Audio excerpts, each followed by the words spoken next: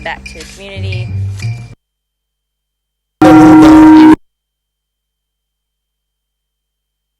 De la troisième session ordinaire du Conseil communal d'Adiara qui se sont ouverts, achevés par l'annonce du budget de 1 milliard de francs CFA. Hôtel de ville d'Adiara. Les travaux de la troisième session ordinaire de l'année s'achèvent au terme de 4 jours d'assises.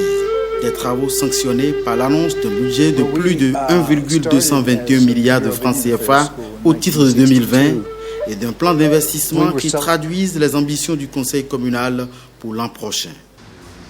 J'ai noté à travers vos interventions que les différentes ou les difficultés des populations pour avoir accès à une voirie praticable, à l'eau potable, à l'électricité, aux soins efficaces de santé et à un enseignement de qualité continue d'être votre souci permanent.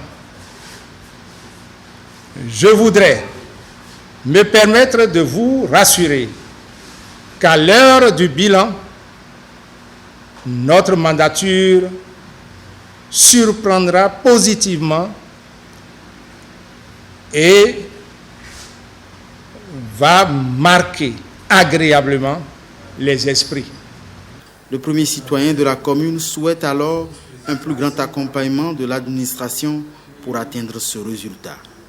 Une bonne fin de 2019 et une année 2020 plus prospère pour la commune d'Adiara, ce sont là les vœux du nouvel an par anticipation du Conseil communal.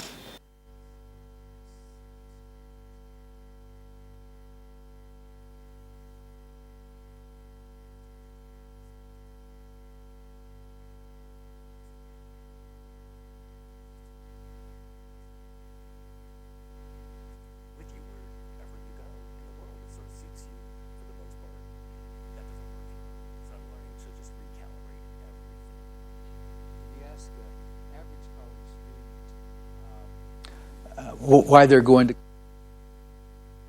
D'une vingtaine de groupements féminins. Des représentants d'une vingtaine de groupements féminins à Dangbo pour une formation de 72 heures.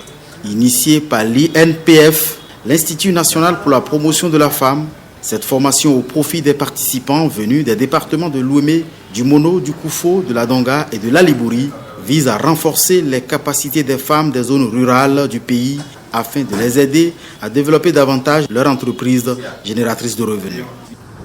Cette activité consistera à les outiller dans la gestion, dans la recherche de capitaux, dans la recherche de débouchés et dans la recherche de l'amélioration des performances dans leur micro-entreprise.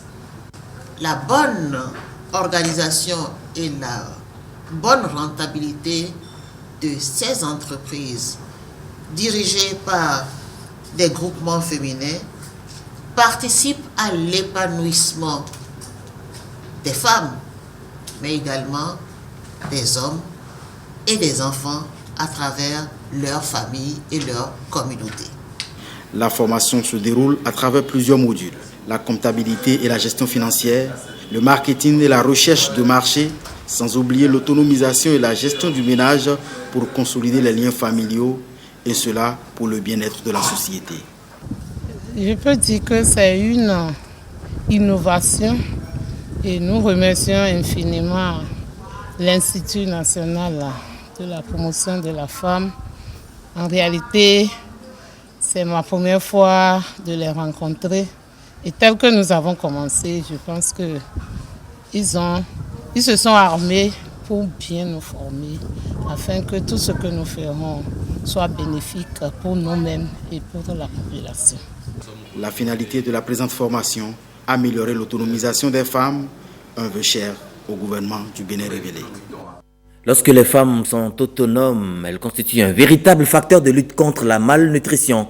Et l'ANCB, c'est l'Association nationale des communes du Bénin. Elle a également un autre projet, un grand projet pour la lutte contre la malnutrition. Un atelier est initié dans ce sens. Pimé Bassao et Judika Elaina nous parlent de cette grande première au Bénin, un fonds FADEC, un guichet FADEC Nutrition. Un guichet FADEC Nutrition, le projet en passe d'être une réalité avec l'Association nationale des communes du Bénin, ANCB. Les responsables de l'institution se retrouvent à l'OCOSA pour élaborer les principaux documents devant servir de support au plaidoyer auprès des partenaires. La nutrition est devenue une question cruciale qui mobilise l'ensemble des acteurs du développement, qu'ils soient au niveau national ou au niveau local. La NCB est bien de ce combat qui vise une réduction significative du taux de la malnutrition. L'association fêtière s'est positionnée depuis quelques années aux côtés des communes pour la mise à l'échelle de la nutrition. Motivée par les efforts menés par les acteurs communaux pour faire reculer la malnutrition, nous nous sommes engagés à plaider auprès du gouvernement et des partenaires au développement afin que des ressources substantielles soient mises à leur disposition. La question de l'alimentation et de la nutrition constitue aujourd'hui un enjeu majeur pour les communes. Une batterie d'arguments montrant la nécessité et l'urgence d'allouer les ressources importantes à la lutte contre la malnutrition dans les communes sera élaborée au sortir des assises. Et nous avions eu des communes pilotes au départ et nous avions bénéficié d'un crédit qui s'est achevé. Et aujourd'hui, force est de constater que les enfants de 0 à 3 ans qui évoluent vers 5 ans, leur comportement, si vous en avez à la maison, et qui sont nourris au lait maternel pendant les 6 mois de leur première année de naissance, ont des comportements totalement différents. Ils vous posent des questions impossibles, ils ont des réactions impossibles. Ils reconnaissent le ronflement de votre voiture, de votre moto, quand vous apparaissez au portail et disent à leur maman, c'est Pépé qui vient. Et leur santé est robuste. Tous les indices portent à croire que ce que nous faisons est qualitatif et d'une qualité à nulle autre pareille. J'avoue que nous faisons le constat chaque jour que si nous investissons plus dans l'homme, le développement sera beaucoup plus durable. Parce que l'enfant qui rate sa croissance, il sera maladif toute sa vie. L'enfant qui rate l'éducation, parce que malade tout le temps, il ne sera pas un enfant épanoui. Le présent atelier est financé par la Banque mondiale à travers le projet de nutrition et de développement de la petite enfance PNDPE. Il faut par ailleurs remarquer que pendant que l'Association nationale des communes du Bénin œuvre, il y a certaines organisations et associations qui œuvrent pour garantir la veille citoyenne. Au nombre de celles-ci, il y a Social Watch Bénin. On parle de quinzaine de redevabilité. C'est Nathalie Doris Sowolabi qui nous informe de l'objectif visé par la quinzaine de redevabilité. Inciter les populations à demander régulièrement des comptes aux administrations locales. C'est l'objectif principal de la quinzaine de redevabilité. En matière de démocratie, le nœud principal, c'est l'argent public. Et nos populations, pendant longtemps, n'ont jamais su qu'au cœur de la démocratie, il fallait avoir un œil vigilant sur la gestion des ressources publiques. Et nous avons pensé qu'il serait bon d'organiser une période où les notions de cette redevabilité seront échangées avec les populations. Pendant cette période, cette quinzaine, nous allons amener les populations à se familiariser avec les autorités, avoir le courage de s'approcher d'elles pour demander des comptes. Le thème retenu pour cette activité est « Transparence et redevabilité dans le secteur de l'éducation primaire ». Les enfants sont des adultes de demain.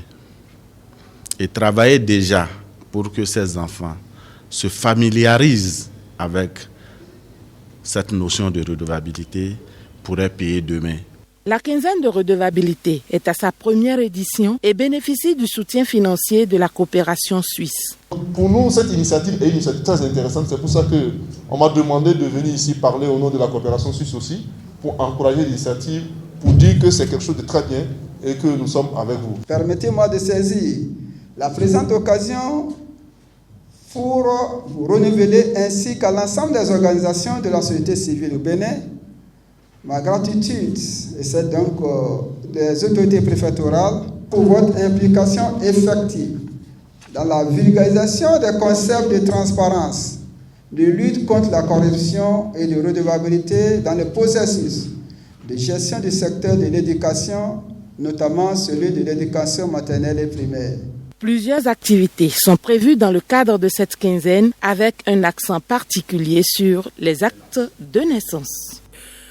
Donner de ses potentialités, de ses capacités et aptitudes pour aider l'humanité, c'est du volontariat. Et les volontaires ont été célébrés le 5 décembre dernier à Parakou. L'événement a été marqué par une série d'activités. Et c'est Alexandra Diotan qui nous rappelle cette réalité qu'incarnent les volontaires. L'utilité des volontaires n'est plus à démontrer. Leur compétence est requise dans maints domaines. L'université de Parakou s'en réjouit. Et cela, ça retient pleinement notre attention. L'attention non seulement des dirigeants de l'université, mais aussi de ses apprenants. Je tiens à vous réitérer la disponibilité des autorités préfectorales pour vous accompagner afin de faciliter l'accomplissement efficace de vos nobles missions. Le volontariat pour un avenir inclusif revêt tout son sens. Il traduit l'altruisme et la disponibilité permanente des volontaires que vous êtes à consacrer vos efforts, non seulement pour rendre heureux les autres, mais aussi et surtout pour garantir un avenir où aucune personne ne doit être marginalisée. Peace Corps, Croix-Rouge, France Volontaire, Volontaires des Nations Unies ou autres, ils sont nombreux à servir au sein de ces différentes instances. Le Bénin en accueille chaque année. Lorsque les gens font le volontariat, ils établissent des liens avec les autres et développent un sentiment d'utilité. La représentante du ministre de l'Emploi des Jeunes saisit l'occasion et met en lumière les efforts au plan national. À la faveur de l'alternance d'avril 2016, le gouvernement de son Excellence, Monsieur le Président de la République, Patrice Talon, a pris l'engagement de faire du volontariat et du bénévolat un outil clé dans le dispositif de lutte contre le chômage par la formation citoyenne et le renforcement de l'employabilité des jeunes en vue de leur insertion professionnelle. De nouvelles orientations sont alors données avec l'élaboration de nouveaux programmes de volontariat qui devront entrer dans leur phase d'expérimentation en 2020. Je voudrais rassurer tous les partenaires et tous les jeunes qui désirent s'engager dans le volontariat que le gouvernement maintiendra le cap les années à venir avec le recrutement d'autres volontaires. Cette phrase va particulièrement séduire dans l'assistance les jeunes en quête d'opportunités. Quelques grandes instances de volontariat ont été présentées avec à l'appui des explications sur le procédé de recrutement. Merci à vous, Alexandra Diotan. Amis téléspectateurs, ce journal des régions est à présent terminé. Mais vous faites très bien de nous rester toujours fidèles puisque des nouvelles fraîches pour la grande édition, c'est à 20h avec Ariane Da Silva.